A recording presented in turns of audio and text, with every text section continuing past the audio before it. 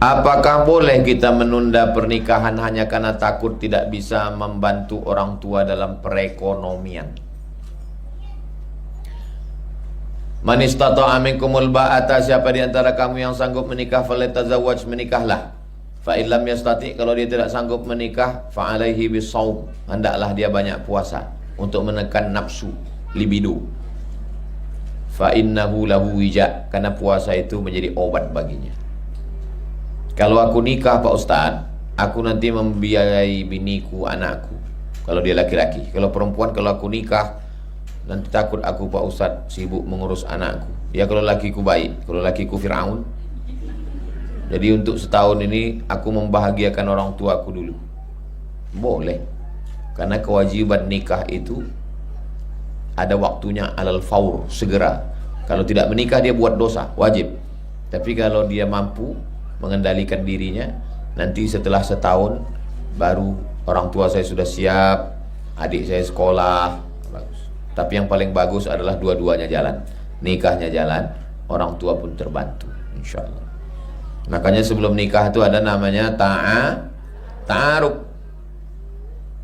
Ustaz Somad, saya udah nikah, suami saya mau ngajak keluar kota, sedangkan orang tua saya nggak ngasih izin.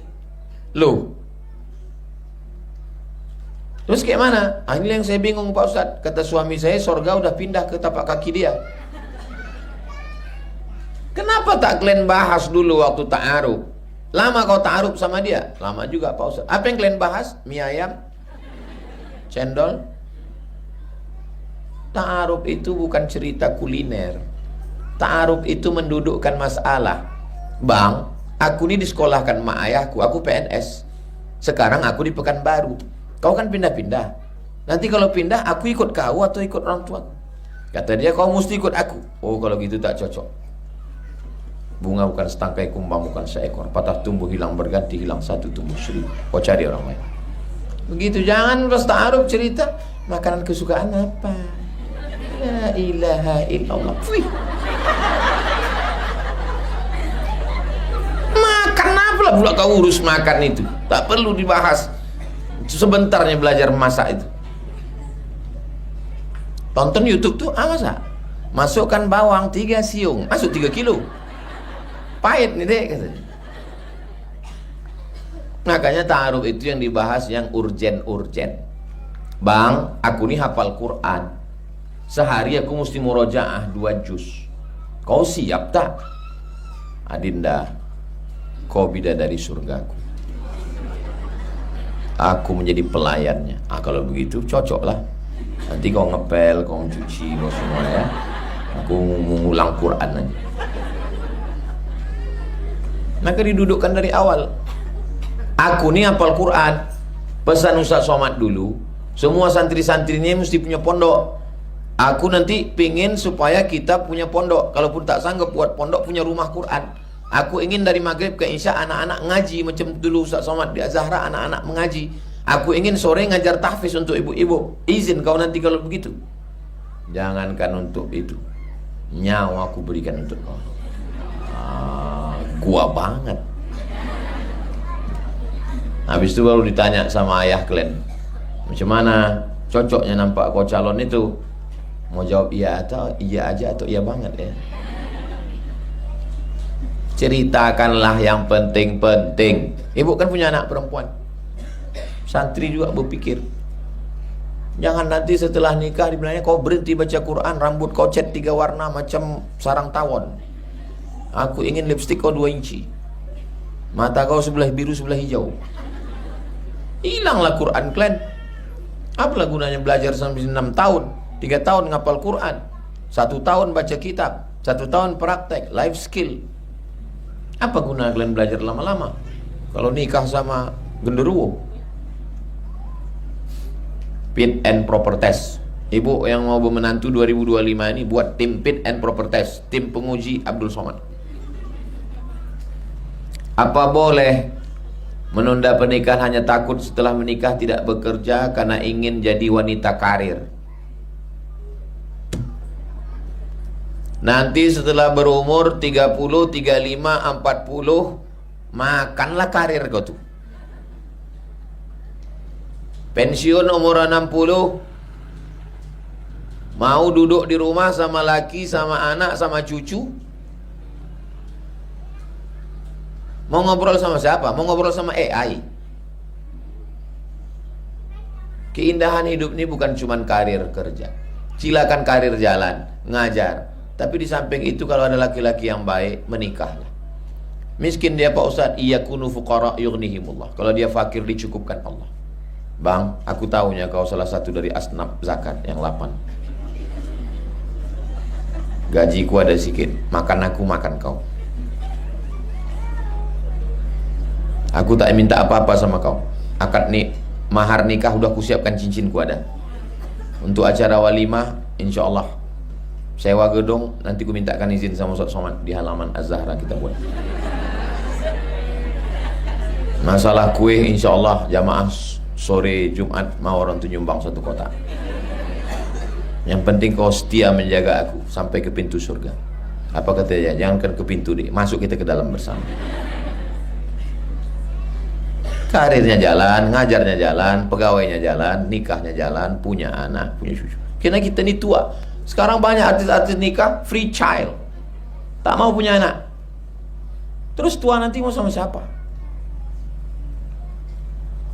Nikmat hidup ini bukan cuma makan, pakaian, kerja, karir, tapi juga rindu mendengar anak-anak menangis. Ibu yang selama ini risau menengok kamar macam kapal pecah, dinding penuh dengan kaligrafi. Ngamuk, yang satu digendong, yang satu ditenteng, yang satu di dalam. Sabar-sabarlah Bu, nanti sampai masanya rumah tuh rapi lagi. Kenapa? Yang satu dipinang orang Palembang, makan pek kapal selam. Yang satu dipinang orang Toba, makan sambal tuk-tuk dan ikan mas. Apa namanya itu? Banyak juga orang yang tahu. Akhirnya asik. Habis itu kerinduan yang mendalam. Jadi jangan sampai tak mau menikah. Ini banyak orang tak mau menikah. Kau kenapa tak mau menikah? Untuk apa menikah Pak Ustaz? Laki itu buat semak-semak kelambu aja. Kau pikir dia rumput jalang? Paling tidak nanti tua ada kawan ngobrol. Jangan sampai macam orang barat, di hari tua berkawan sama anjing herder. Apa kabar kawan anjing? Bukuk. Gimana lah mau bahagia? Malaikat tak masuk.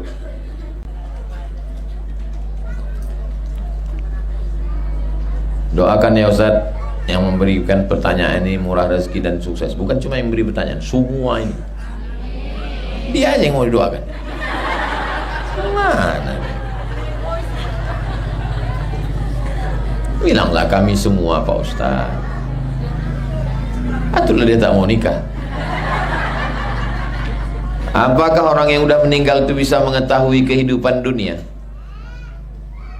Ibu pernah mendengar hadis tentang mayat mendengar suara gesekan sendal orang yang mengantar terakhir?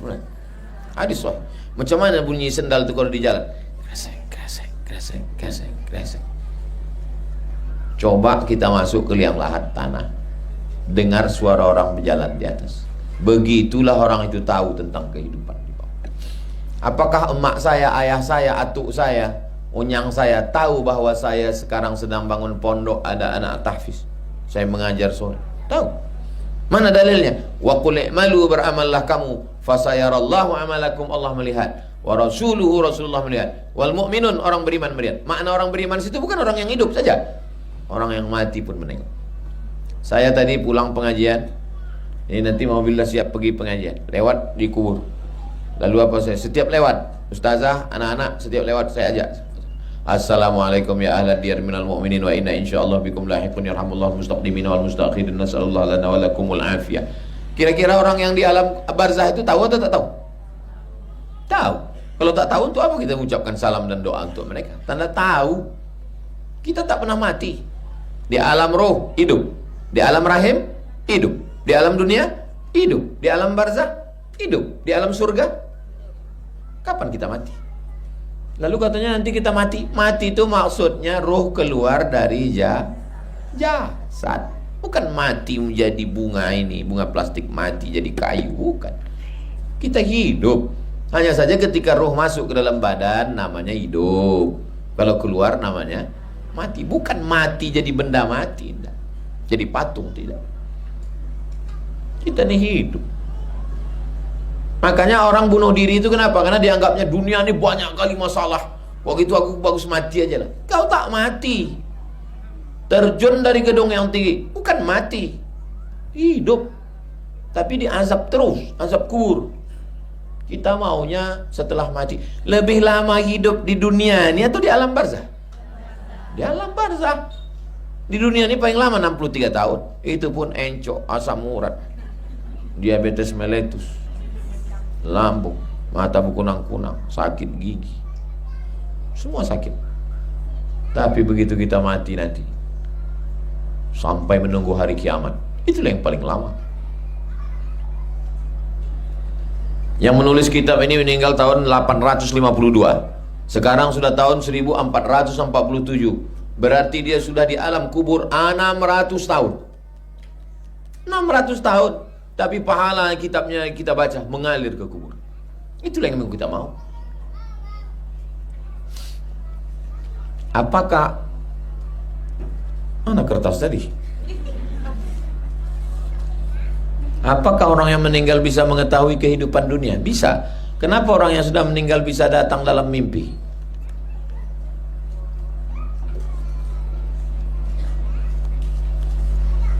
Ini badan ibu. Ini ruh orang di alam arwah. Waktu tidur ruh itu keluar. Bismika Allahumma ahya wa amut. Amut itu mati. Keluar ruhnya, jumpa di alam ruh sama orang-orang mati. Waktu itulah dia mimpi. Cuma tak bisa di request. Tak bisa sebelum tidur, mau jumpa siapa ya? Tak bisa. Waktu terbangun, yang orang mati itu ruhnya balik ke alam barzah. Yang orang tidur ini dibalikkan Allah ke dalam badan. Waktu dia bangun, aku hidup lagi. Alhamdulillahilladzi ahyana ba'dama amatana wa ilaihin. Ada yang tidur turuhnya tak balik lagi? Ada. Orang barat tak percaya bahwa sesudah mati ini ada hidup lagi, tak percaya dia. Apa itu bullshit, omong kosong, gak ada itu. Pokoknya mati selesai. Ternyata ada yang disebut dengan mati suri. Mati suri itu bukan mati, koma. Karena orang mati cuma sekali. Jadi orang barat yang tak percaya ini dikumpulkannya semua yang mati suri 100 orang. Setelah dikumpul, kasih kertas, suruh cerita. Ternyata semua ceritanya sama. Apa ceritanya? Bahwa dia ruhnya keluar dari badan, lalu kemudian masuk ke beberapa ruangan, ketemu dengan emaknya, ayahnya, atuknya, neneknya, bininya, kawannya. Lalu mereka mengatakan, pulanglah kau belum waktunya. Akhirnya hidup lagi.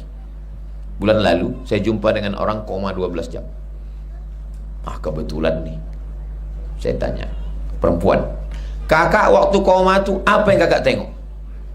Aku keluar dari badanku. Terus aku pergi mengawang-awang tak kemana-mana. Terus jumpa koma mak dia.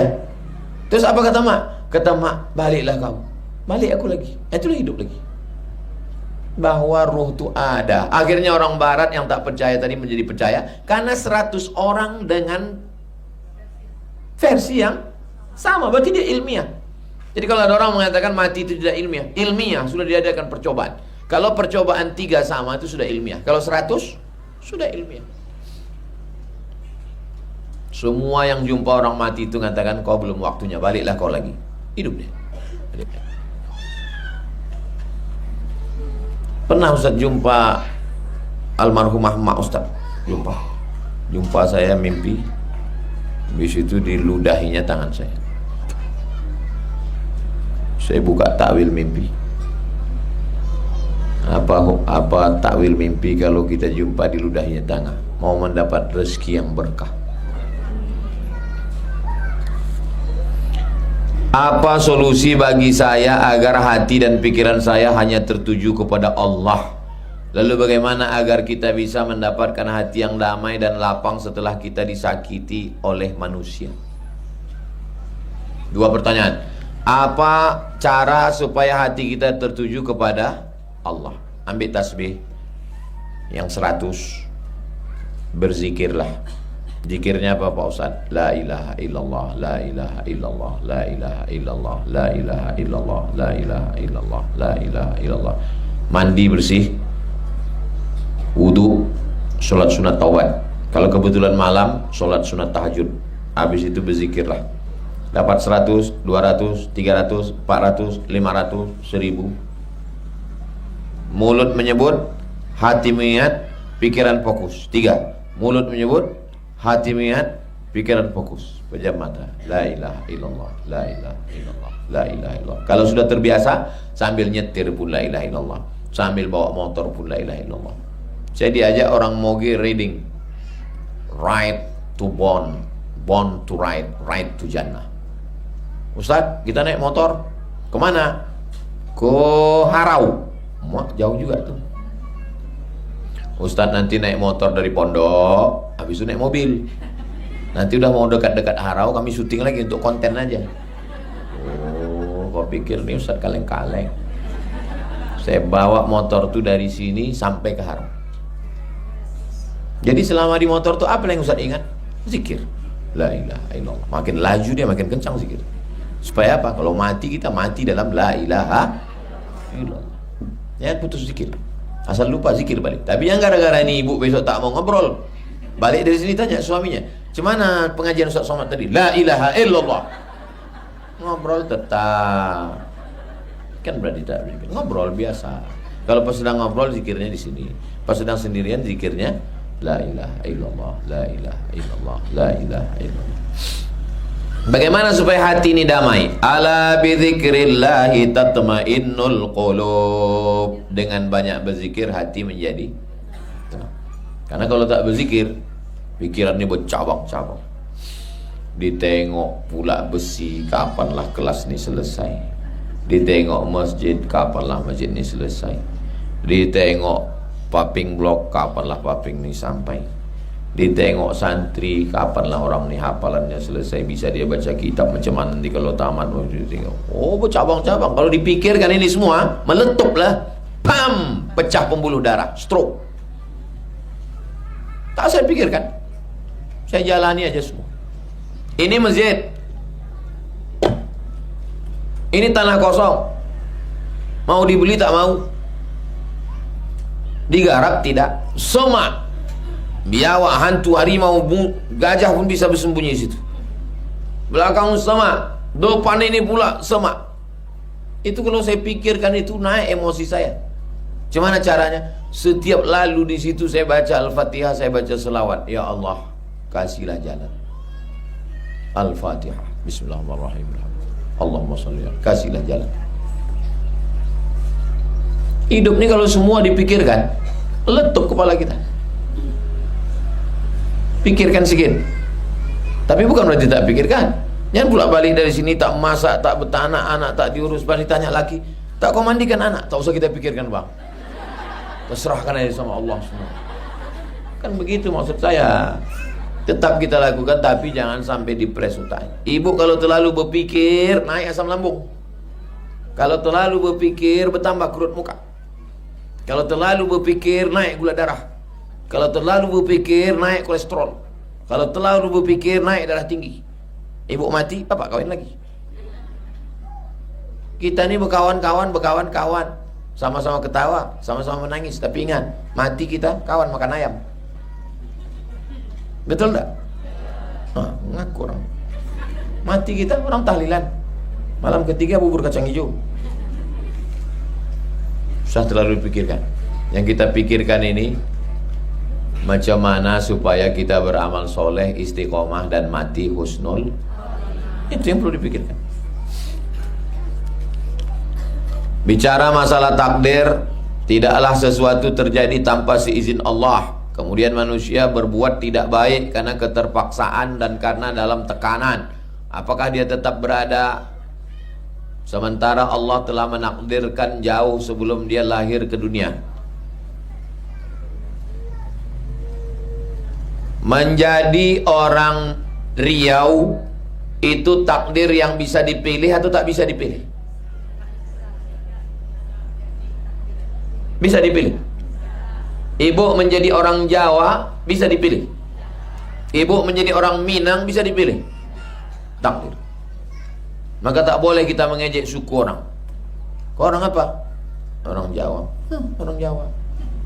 Jawa, Minang, Melayu, Batak, Bugis, Sunda, Mandailing, itu adalah takdir Allah. Kalau bisa memilih, saya mau jadi orang Eropa. Rambut macam rambut jagung, mata hijau.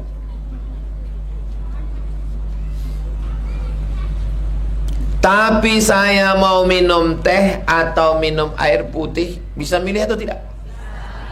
Bisa. Ini air zam-zam, ini khamar. Saya pilih dengan mata kepala saya sendiri. Saya mengambil gelasnya, saya tahu sudah haram. Lalu kemudian saya minum dan saya mabuk. Pas ditanya, kenapa kau minum? Takdir Allah. Kan bohong nggak? Paham? Jelas? Allah kasih kita mata, Allah kasih kita telinga. Inna sam'a telinga, wal basar mata, wal fuad hati dan pikiran. Kullu ulaika kana anhu mas'ula. Kau ditanya, disoal. Tapi ketetapan Allah, ketetapan. Tapi semua seizin Allah. Semuanya terjadi karena izin Allah. Kalau tak izin Allah tak jadi. Kalau tak ada gerak dari Allah. Tapi tidak semuanya Allah ridho. Sedangkan yang mau kita cari ini adalah ridho Allah. Paham tak paham? Jelas. Ibu tadi mau kemari, pilihan ada dua. Acara gosip internasional, membahas semua siapa artis yang sudah mati, siapa artis yang segala macam, atau membaca Yasin. Ibu punya dua pilihan. Lalu ibu tahu, kalau aku gosip pahala aku hilang, kalau aku pergi ngaji aku insya Allah baik. Lalu ibu langkahkan kaki, bismillahirrahmanirrahim, la haula wala quwata illa billah. Hidup ini dikasih Allah kita untuk memilih. Fa'alhamaha fujuraha wa taqwaha. Ini jalan buruk, ini jalan baik. Qad aflaha man zakkaha wa qad khaba man dassaha. Paham tak paham? Jelas. Kondisi nenek saya saat ini kritis. Badannya banyak berlobang hingga sisa tulang. Terjadi setelah dipegang oleh dukun yang didatangkan oleh anak-anak. Apa yang harus kami lakukan sebagai keluarga?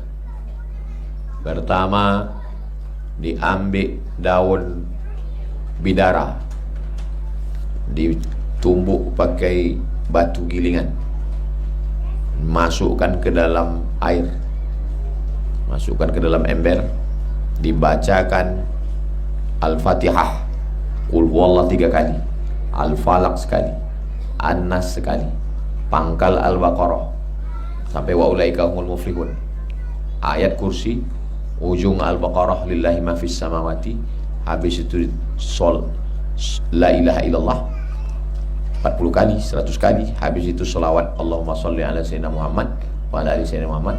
Hembuskan ke air itu, banyak membacanya, ramai-ramai, bagus. Habis itu disaring air itu.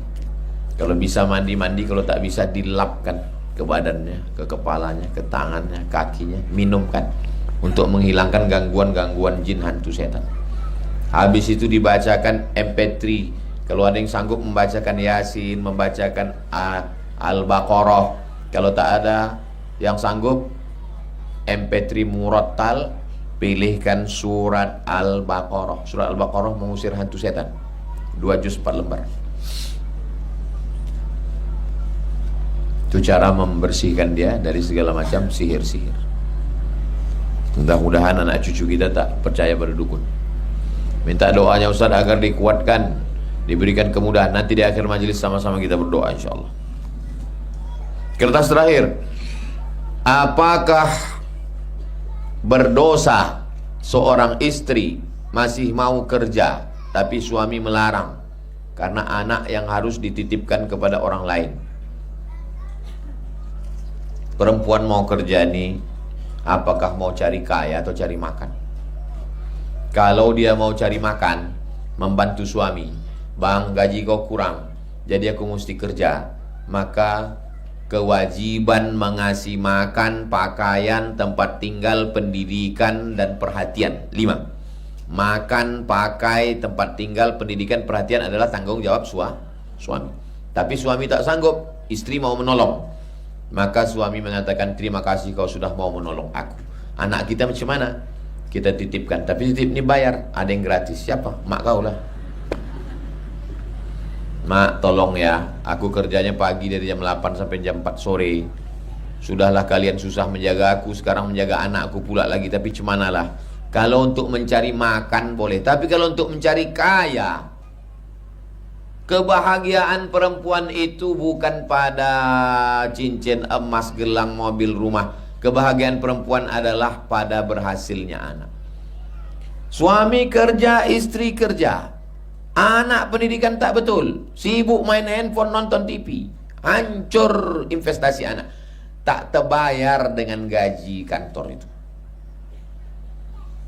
Gaji sebulan berapa? 3 juta. Uang sipak, uang tunjang, uang sundul, uang sikut.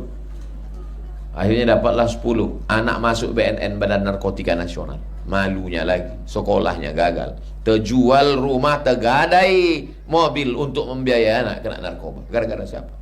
Belum lagi pagi jam 7 sudah berangkat, masuk kantor jam 8, 9, 10, 11, 12, 1, 2, 3, 4, pulang jam 5. Macet lagi di Panam, sampai ke rumah jam 6, 6.30 maghrib. Habis itu mandi, bersih, isya. Tinggal sama laki 2 jam. Jam 8 baru bisa duduk, 9, 10. Sama laki orang 10 jam. Sama laki di rumah 2 jam, itu pun ditambah scroll.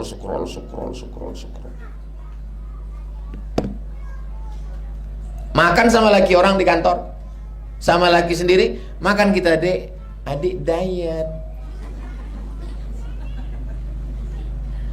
Apalah jadinya rumah tangga? Makan sekantor sama kawan, berjalan sama kawan, keluar kota sama kawan, SPPD sama kawan. Berawal dari tukar-tukaran nomor, akhirnya merasa nyaman, terjadilah apa yang terjadi. Kalau aku tengok akrab kali sama dia, udah macam abangku, dia udah macam adekku, dia macam pakcikku, dia udah macam. Berawal dari macam, berakhir dengan macam-macam. Waspadalah. Apa yang mau dicariin?